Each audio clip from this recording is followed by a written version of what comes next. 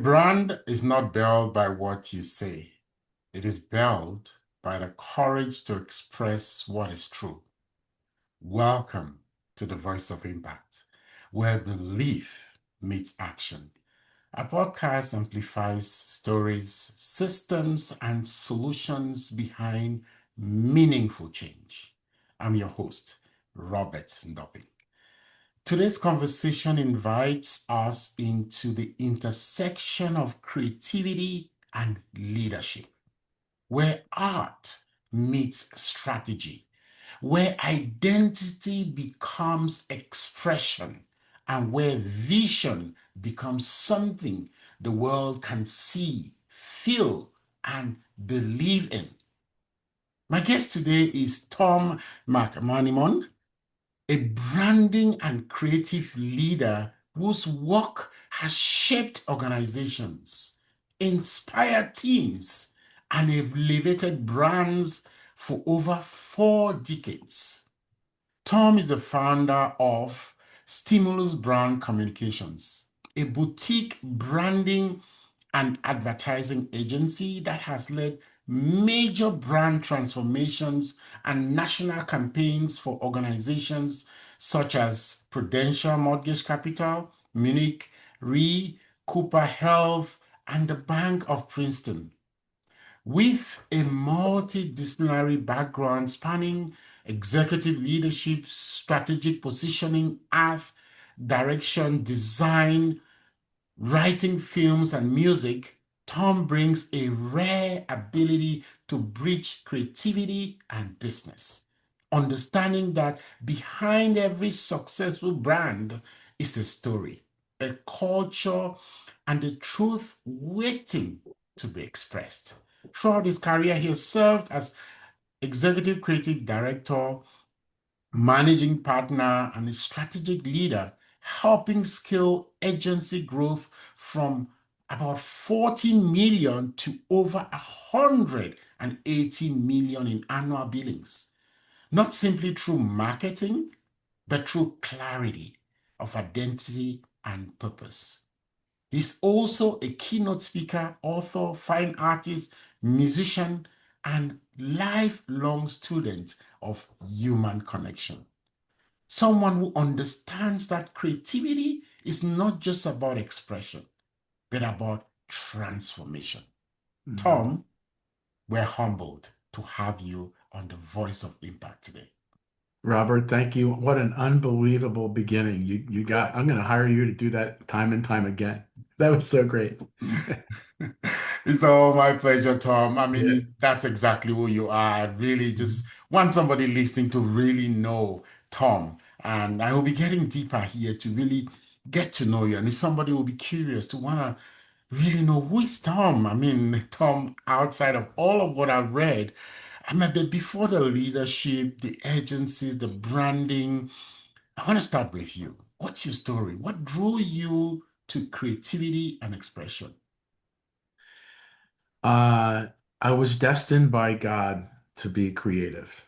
That was my purpose for being put here. I'm the eighth out of 9 children, and ahead of me were lawyers and doctors and business people. And yet I say that I was my mother's project because I was an artist. I drew and colored and painted on everything that would take that. So they made sure there was piles of paper everywhere I went in the house. I took painting lessons as a kid for 5 years, and yet I was also the typical jock playing sports and being involved in all the neighborhood games and all of that. But I've just always been driven by expression.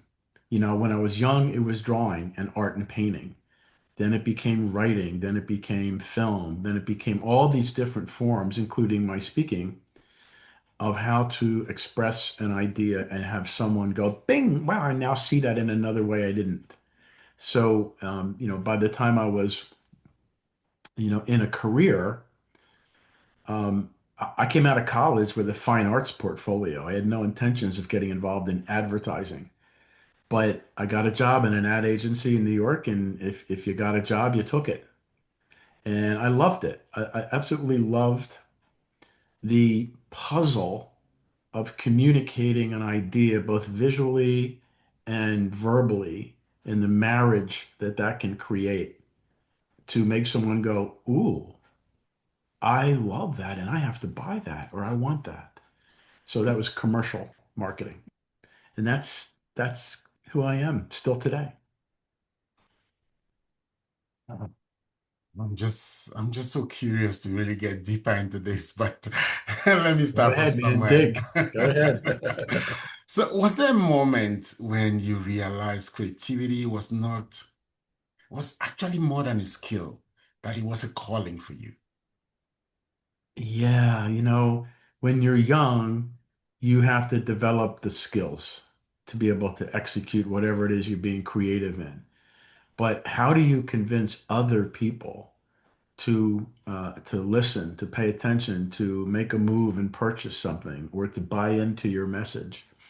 So that's when you realize it's not about you and it's not about your skill. It's about you understanding them and who are they and what are their motivations and what are the things that they need to appeal to them. And it becomes a measure of psychology and understanding people. And I love, love, love that part of it. That's why I became such a strategist and a brand positioning expert, because I want to know about the target audience, the people that you think should be interested in what you have to offer. And when you reveal that, when you discover that, oh man, you can be as creative as you can possibly use all your skills. It's just knowing the target, that you're trying to reach. Why are they there? What appeals to them? Yeah, I mean, you talk about target audience and you also talk about organizations, and you had reflected on where you started. But if we fast forward, you've spent decades helping organizations discover and express who they truly are. From your perspective, what is a brand in the real sense of the word? The real sense of branding, most people don't think about that. They don't even enter that word into their mindset. They think of branding like a Coca-Cola or a thing that has a logo or a graphic or a little song soundbite. And so that's fine that they can think that way. But branding is really, it's not your logo, it's not your packaging, it's not the typography or your colors. Those are the mechanisms that you put the face on what is real. And if you don't take the effort to discover what is real and authentic and distinguishing about you or your product or your company, then all you're doing is creating window dressing, which will wear out pretty quickly. So when we're talking with anyone about their brand, I want to talk to 8, 10, 15 different people within the organization to get their perspective on who they are as a culture. How do we connect with each other? Where's our energy source? Who in the organization steps up and makes connection to people in the communities that you're trying to serve? That is your brand. That whole spirit and that energy and that uniqueness that no one else can have. You could be in a business or an industry that there's 10 other competitors that seemingly do the exact same thing, but each and every one of you are different. And it's isolating on what makes you unique and appealing that then gives you something to market. And then how you do it is just, it's all the devices. It's all the ways you put the dress on and the suit on and the shoes on and that's what all of that is. Yeah, I mean, you touch on some really key things there, which I really want to unpack a little bit. You talked about window dressing. You talked about, in the end, how you put the dress on, the suit on, and all of those things. I want to understand the relationship between internal culture versus external perception when it comes to branding. Internal culture is critically more important first than the message that you put out there. I always say that your brand is not what you say about yourself, it's what other people will think, feel, and say, and even write about you when you're no longer in the room. So what's real? Seriously, what is real? We're in this age of AI where we don't even know what's real or authentic anymore. And the people that are going to win through this onslaught of AI capabilities are those who get real, really, really reveal who they are. And when you put window dressing on your website, on your brochures, in your videos, in your billboards, in your social media, when it's all there because you think it sounds right and it looks cool and fun or classy, but it's not really you, all that's going to do is expose a disconnect. There's a disconnect. And so suddenly you might even have customers, whatever level of your business is, interested, but they don't pull the trigger, or they go someone else. They don't purchase you. And then you wonder why. Well, because there's a disconnect that just doesn't make them feel your brand. So branding is really about discovering what is your own individual, unique appeal, and then how to show the world that in its most authentic way. And then people come to you. You don't have to work as hard to find customers because you're being so open and true with your messaging and your marketing. And there's a whole bunch of factors that can come into play that can screw that up. You know, politics, drama, power play, too many layers of people that feel they need to see what you're going to put out there, and then it all gets compromised. And the people who do what I do that are very, very successful, they know how to break through all those levels of interruption to keep it fresh, keep it real. It shouldn't be as complicated as it is. Yeah, you're an authority in branding, and you talk quite a lot about being real. And I know somebody listening might want to understand how can they put clarity before growth? Uh, they have to work together. Growth can't happen without clarity. Without clarity, there's confusion. You know, somebody trying to say too many things, not being able to isolate on the one single most thing that we know the people that we want to connect with, we know that that's what they need, right? And to be very, very clear, how many times have we all gone through some sort of exercise where someone says, well, that's great, but you told me five things about you. Can you cut it down to one? Just cut it down to one. It doesn't mean that all the other things aren't interesting. And it doesn't mean that we're not going to talk about that. But tell me one simple, really clear statement about you, right? In my field, when I look at work that's major league award winning, that you see that or you respond to it, or a great commercial that didn't cost a half a million to produce. It was a simple idea. What happens is you get that I get anyway, that remark, God, I wish I did that. I wish I did that. And it's not because that person or that creative team was more genius than you. It's that they knew how to cut through all of the politics and those layers of trying to want to say it all because everything is important. No, no, it's not. It's not as important. So clarity is everything. Yeah, and why in your opinion do many organizations struggle with authenticity? And what changes when they finally align with who they truly are? I think people that struggle with defining their own authenticity, they don't know it. They can't answer it. They don't know what is who they are uniquely, right? And so they use all the tools and all the mechanisms to look cool and clever and fresh and exciting because there's the tons of mechanisms and tools to break through and get attention. But be careful because careful what you wish for. You can get attention, and then all of a sudden the message that's coming across to them is wrong, right? So it's critically important. I say in meetings, let's talk about your brand I might have, 5 or 8 or 10 people sitting at a table on the client side. Tell me about your brand without ever mentioning your colors or your favorite, headline that you say about yourselves or your logo or anything that you need to show me, right? It's not a show and tell. Tell me about your brand.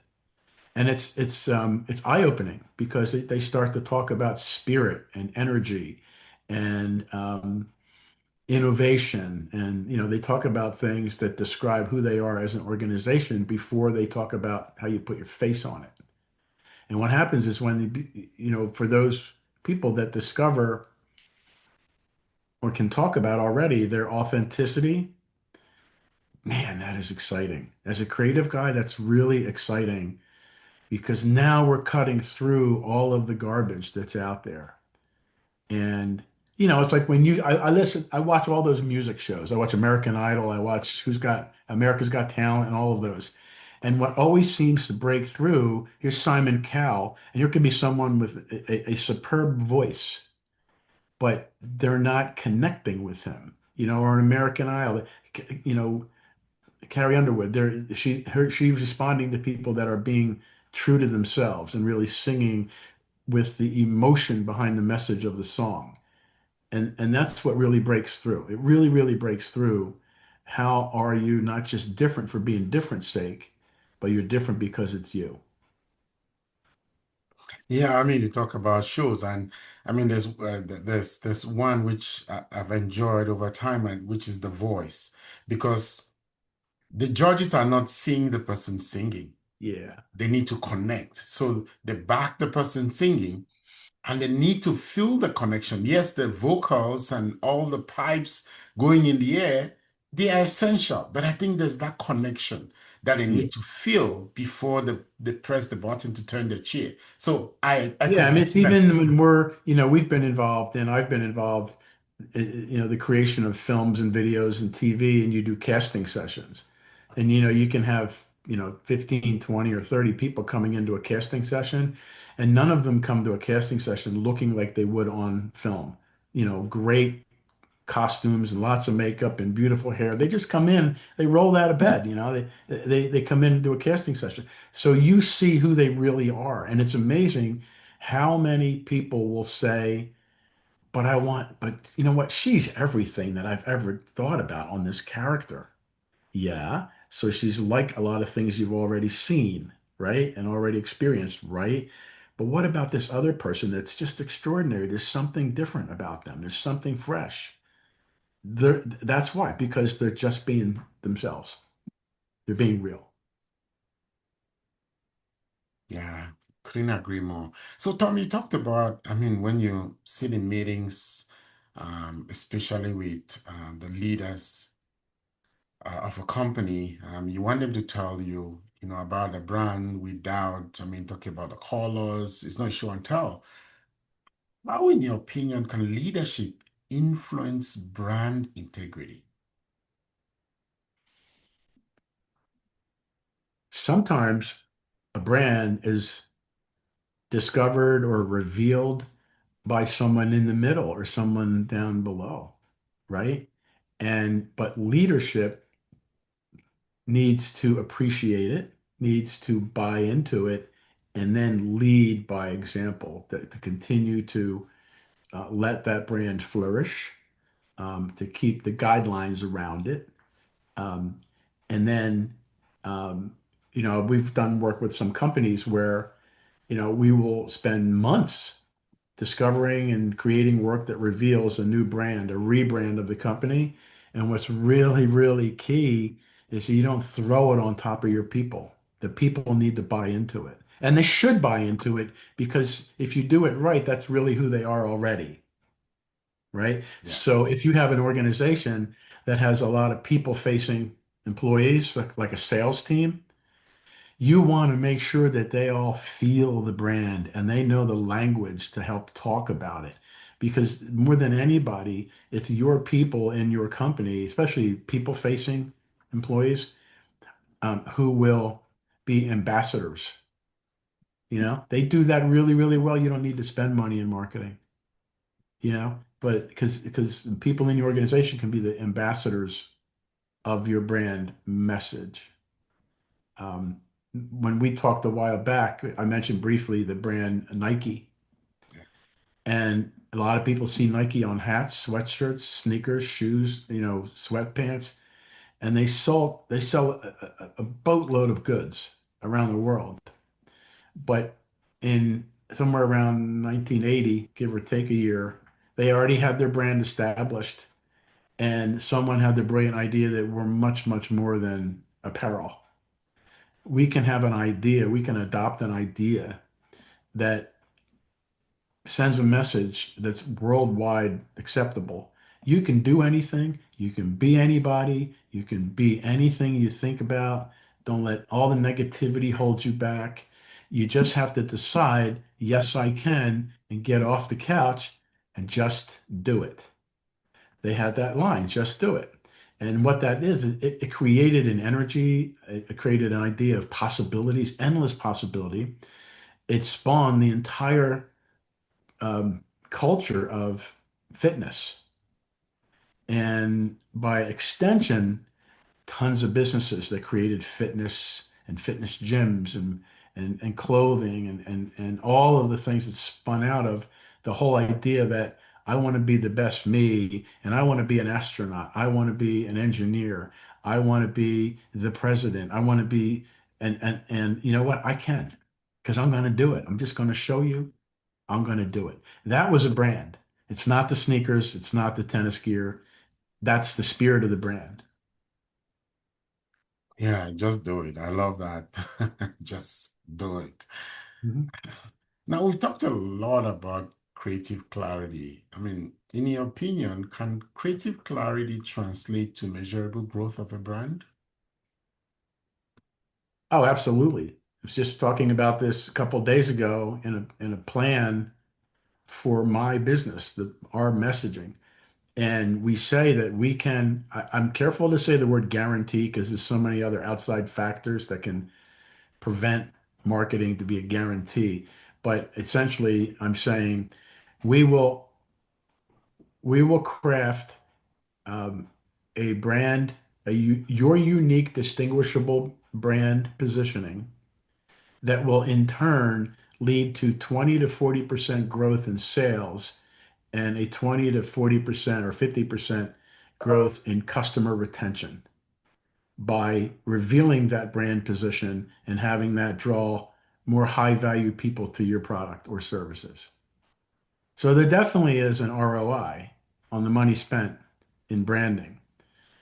It creates simplicity, it creates understanding and clarity, and it creates an emotion that people can buy into. Um, I want that. What they're saying that they provide, I want that. So I'm going to buy more of that. And if the experience, because the brand creates an experience, it creates an expectation of an experience. And if you deliver on that, then your customers not only get what they're looking for and they're getting what was expected in your messaging, but they're going to spread the word. So again, your customers, if you do it right, become ambassadors for your brand. And what happens as a net result of that? Growth. Yeah, I love that connection. So, Tom, you've led teams, grown agencies, built organizations. I mean, within this period and in your experience, what have you learned about the human side of branding and marketing? Um, Very contrasting takeaways. One takeaway is everything is moving faster than ever. People want results immediately, and they want what they want immediately. So that's why the world of Amazon is going crazy because you can get it tomorrow morning. You can even get it today, right? They want what they want, how they want it, the way they want it, and they want it right now. Um, many, many people don't care about marketing. They really don't care. They don't care how it's done. Um, one of the businesses that we serve are a couple of law firms, and I have many lawyers in my family. And some of them would say, I don't really care if it's real or not. It entertained me. And so I like it. So they look at advertising and marketing as entertainment, not information that's critical to help me decide what's good for me, right? That other side of that is people are now more discerning what's relevant to them. In a world of 100% junk, there's only 5 or 10% of all that junk that I care about. And so, if that's relevant to me and it says it's delivered in a way that it gives me just what I want, I don't need all the extra, and I want it right now. Can you get it to me with no, delivery fee? Can you get it to me by 8 o'clock tonight?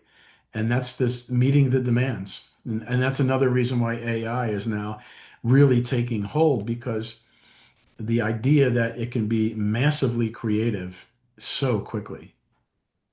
And then we, the people that have been doing this for a long, long time, it's incumbent upon us to make sure that that messaging and that creativity that has used AI tools to get you there is authentic. And if it's not, just like someone in advertising 30 years ago would say, I'm never going to do anything that sells furs. I'm never going to do anything that, leads to the extinction of some sort of animal. Well, it's sort of the same thing. You're going to have some people that say, I refuse to do anything that uses AI. And that's naive, but we're in that sort of transformational period right now where people are being skeptical.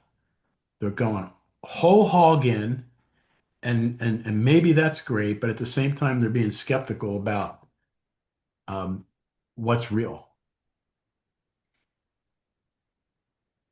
Yeah, we talked about skepticism, which is very interesting because there's so many things happening, especially like you said with AI. How can trust help in building a brand and a leadership foundation for a company? It's a great question. I think trust is absolutely key. It's all about that's what brand does.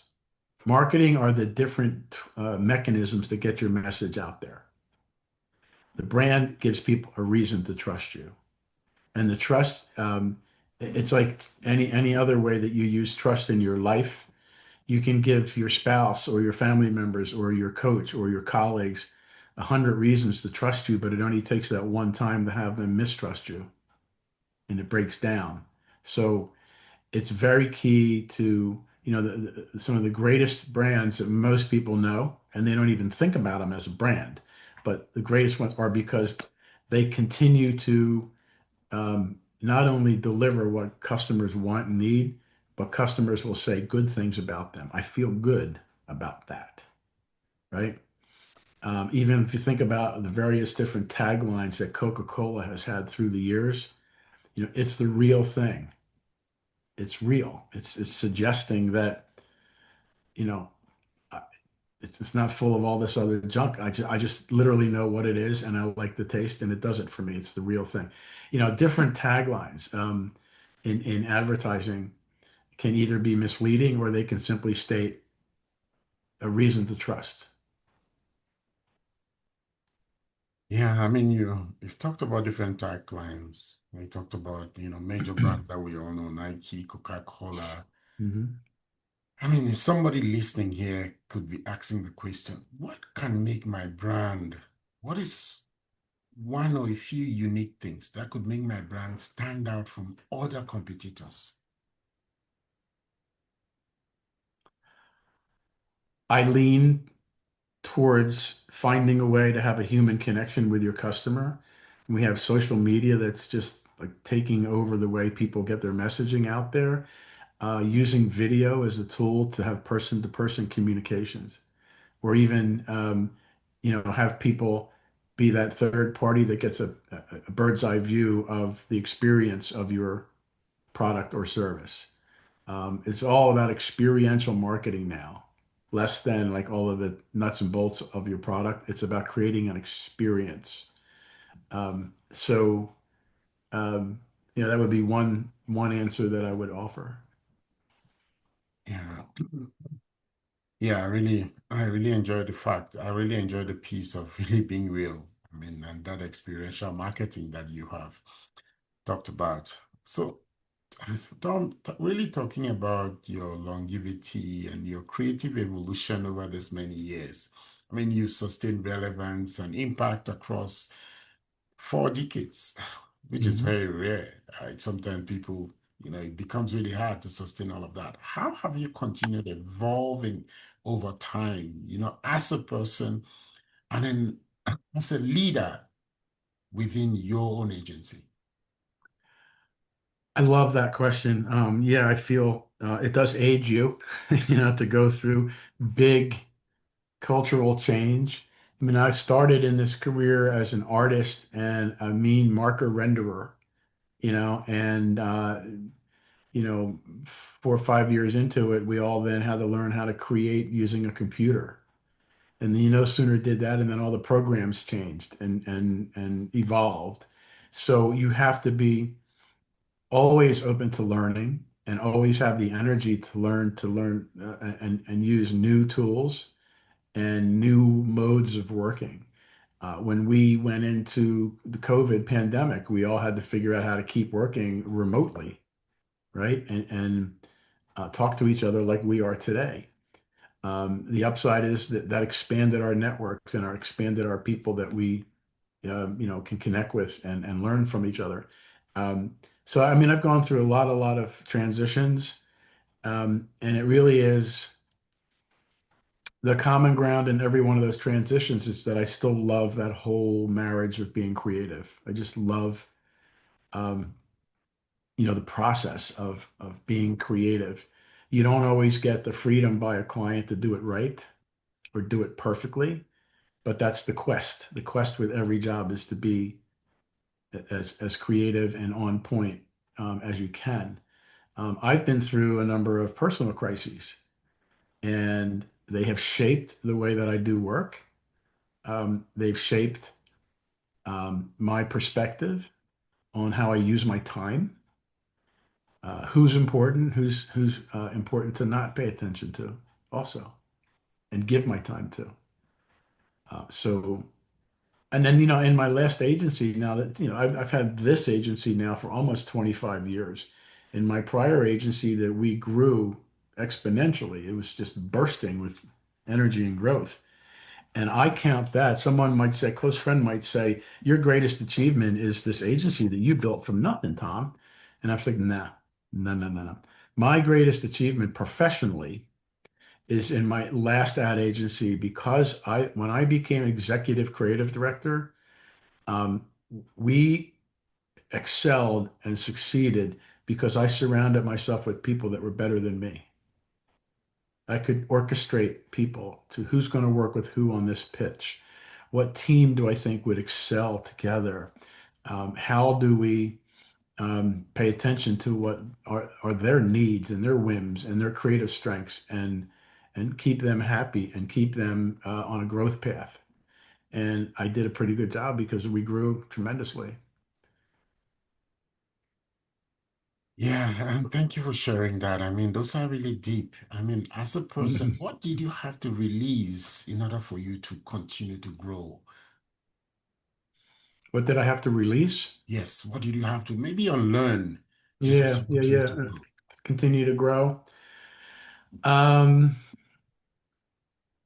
I'm a total people person. I love meeting people. Anyone, I walk in a room like I own it. And I love connecting. Anyone that gives me eye contact, I'm going to talk to, and meet them. I have no trouble going to a networking event without a friend on my elbow, right? And so it's realizing that these people are your extended group of allies. They're there to help you, the people that are your colleagues and your friends to learn from, to get their perspective and share your perspective on things so that you can always have people to relate to and learn from. And I yearn for that. I continue to network like crazy. And part of that is because I just want to get out of my space, right? And so it's learning that you're never going to have all the answers. You're going to make dumb decisions. You're going to make some bad decisions. limit that and be with up positive people. Um, I went through a couple of major medical crises, and one of the things that I decided as I came out of that was I don't have any time or energy left in me for negative, whiny people. Okay, you can go fix yourself, but you're not going to crowd my time. And so I make sure that I relate with and surround myself with positive people who are all about possibilities. That's a major one, and it's such a major one. I mean, over these years, has your personal definition of success changed in any way? Oh yeah. Yeah, I mean, I was climbing the ladder, making big money, thinking I'm saving for my kids' colleges and paying all the bills and climbing the ladder, the executive ladder. I've made more money in salary and bonuses in my prior agency than I ever have over the last 25 years with my small agency. I used to, work like that, but I also worked, you know, 55, 60 hours a week, and I worked on Saturdays and sometimes Sundays. And while that's exciting, you don't realize what it's doing to your health and to your other, your family life. When I started this agency, I realized that you have to pace yourself. You have to know when to get up from the desk, call it a day, go get a good dinner, and tomorrow's another day, right? And if there's 10 things you want to get done today and all you get done are four or five because you had other interruptions, that's okay. You move the ball forward. I always remember that from a colleague telling me that. Um, don't let that ruin your whole spirit and energy because you got sidelined on a few things and couldn't get all 10 things done because you know what? Tomorrow you're going to do 15 of them. It's going to balance out. So it's been about pacing, and that's a maturity. And it's been about balance. I find I can't be good at what I do if I don't find inspiration. So more today than I ever have on weekends, I actually get away on Sundays and read. And I don't read, professional self-help books, but I promise you, every time I come away, I'm more inspired and more energized with new ideas. So I'm in a career where you have to have ideas. Paramount, way before executional talent. You have to have ideas. So where do you get those ideas from? By going to church, by meeting different people, by hearing music, by playing sports, by just experiencing all the other things that life has around you. And if you don't do that, you're just not going to be, fresh or different or unexpected or creative. Yeah, that's so inspiring. But when you reflect on your personal journey, what gives you the greatest sense of fulfillment at this point? The greatest sense of fulfillment. Um,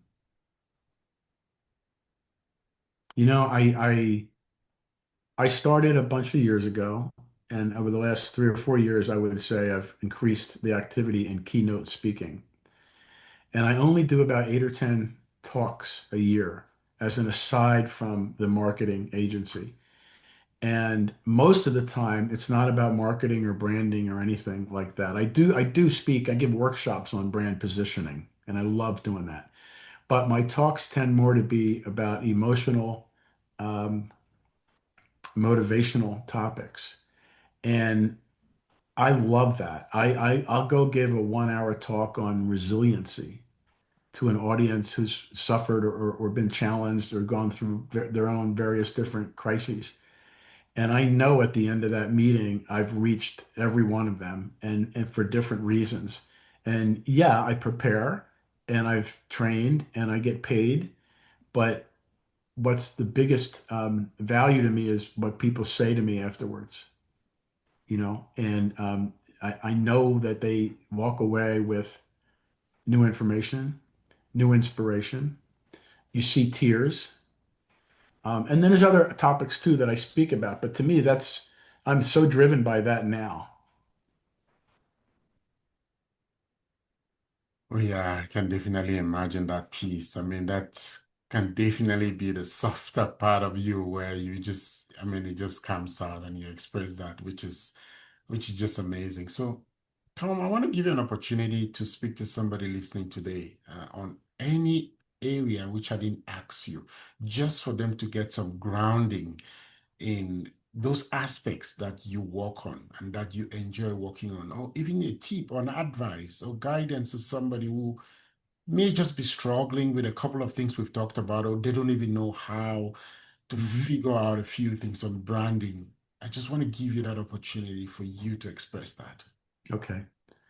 And I hope I don't lose track. When I was a younger guy, I played football and basketball in high school. And it became at that age much more about your skill set, your responsibility, what it is you're doing with your position on the court or on the field. But once we understood our competition and the people we were playing against and what do they do well and what are their tendencies, then the game became a lot more strategic and we won and became champions.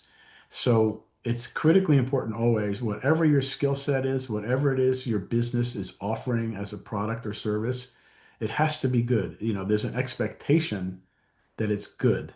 So always refine what it is you have to offer, but then make sure that you know the target audience that you think would be interested in your service or product. Know about them, build relationships with them.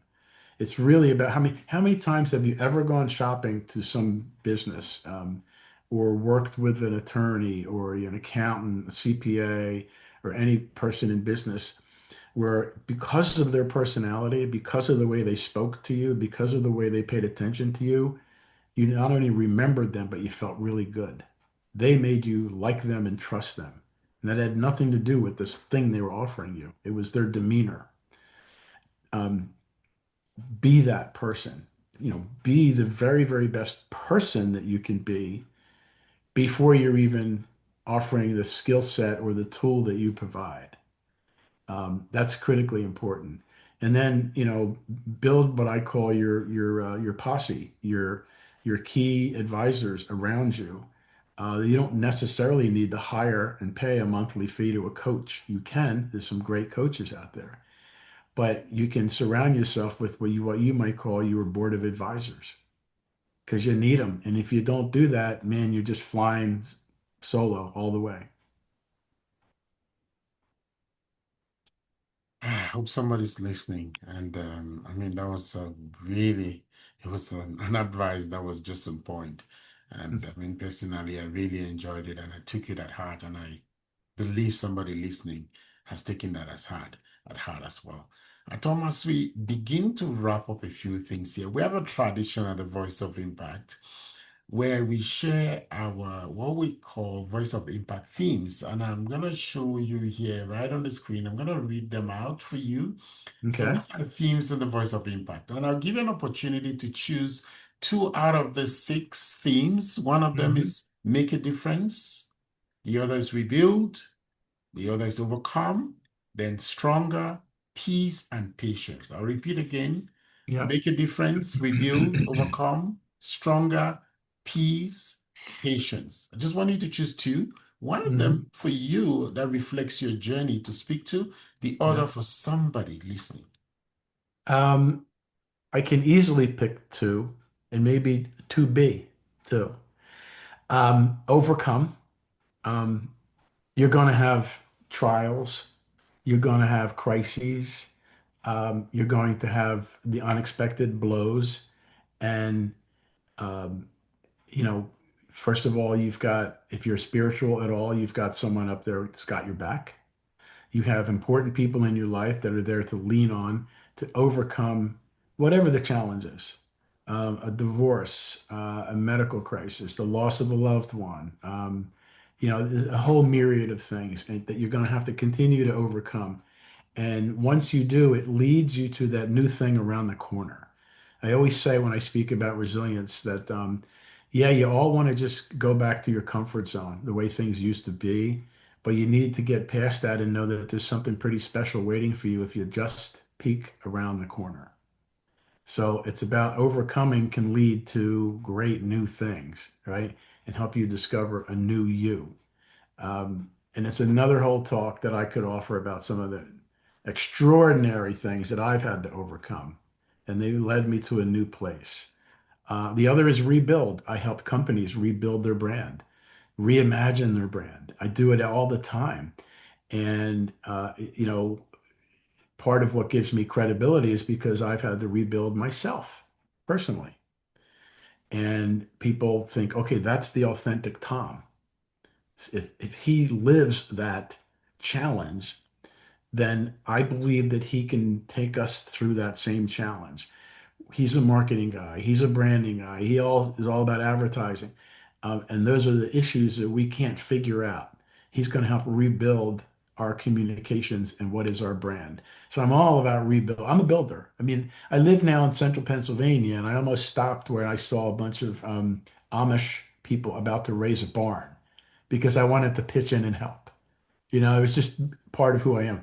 So I'm a builder. So that's those two. And I only mentioned, to be because patience. Don't try to conquer the world all today. I was never accused by my mother of being the one that had patience in the family. And I've learned it's been a learned characteristic to be patient and building blocks. Really don't try to build the house today or in one week. It's building blocks. So and I've that's been such an asset to me as an older, mature man to be patient. Ah, that's so beautiful. I love the words you selected. So, Tom, let's say somebody listening, or some uh, must have gotten something. And if someone that's listening wants to really get in touch with you, I mean, you have so much knowledge in everything you've shared, and your experience speaks for itself. How can they connect with you and learn more about your work? I'm happy to speak to anyone on any of those topics or matters. They can certainly first of all, learn more about me and my company at our website, which is stimulusbrand.com. It's the advertising marketing firm. Lots of material in there about the kind of work and the people that we serve. They could find me on LinkedIn. I have a very deep, hearty, uh, mix of content on our LinkedIn page, and that would just be my name, Tom McManimon, McManimon, on the LinkedIn page, and Facebook too. I have a Facebook page which leans a little bit more life and who I am and what I like. So I'm happy to entertain any conversation with someone that wants to chat. Tom, And you know what, too? My email, I offer my email too. My personal email is tom@stimulusbrand.com. perfect, perfect. Tom, I just want to thank you for reminding us that creativity is not just about building brands, it's about revealing truth, Mm. it's about authenticity. It's about us first before anything outside. It's about building that internal culture that you talked about being real. And, our conversation today reminds us that impact isn't created by just following trends. And I mean, we could talk about all of the big brands we see, but it's created by having the courage to express what is real. Yeah. And that's exactly what came out of our conversation today. I mean, to the person listening right now, always remember that your voice matters, your vision matters, and what you create has power to shape the world around you. I mean, Tom has given so many ideas. He's really brought out his experience on our talk today. If there's anything you're struggling with, any need, branding, marketing, everything. I mean, he does keynote speaking as well. If you just really want somebody to come and talk to your team, please do not hesitate. Reach Mm. out to Tom. He'll be more than happy to talk with you and find a way for both of you to work together, or even just give an advice. I mean, Mm. like you could hear, like I was listening, he's a very, very nice, simple, and laid back guy. With all his experience in what he's done, Mm. he's still reachable. So please reach out. We are Ndoping and Co. performance system designers and strategy coaches. We support entrepreneurs and nonprofits in establishing a sustainable system for measurable output. We coach, we clarify, we redefine, we support organizational and entrepreneurial strategy, and we build capacity for alignment in what we call a system that gives you back time, establishes the work culture, and provides the strength to withstand changes during business turbulence. Our website is www.ndopingco.com, and our business email is coaching@ndopingco.com. You can also find us on Facebook, Ndoping Coaching, or on Instagram, Ndoping_CO. If you missed Tom's contacts and you just want to reach out to him, feel free, shoot us an email. We'll be more than happy to also connect you directly with him. This has been the Voice of Impact. We have been privileged to speak with Tom today and really get all of his experience. It's all our pleasure. Until next time, keep creating, keep expressing, and keep using your voice. Thank you so much for spending time with us today, Tom. Robert, thank you, man. I enjoyed every minute. It's very simple. Empower as many people as possible. Empower as many leaders as possible. Touch as many, professionals as I can. Be able to make a difference.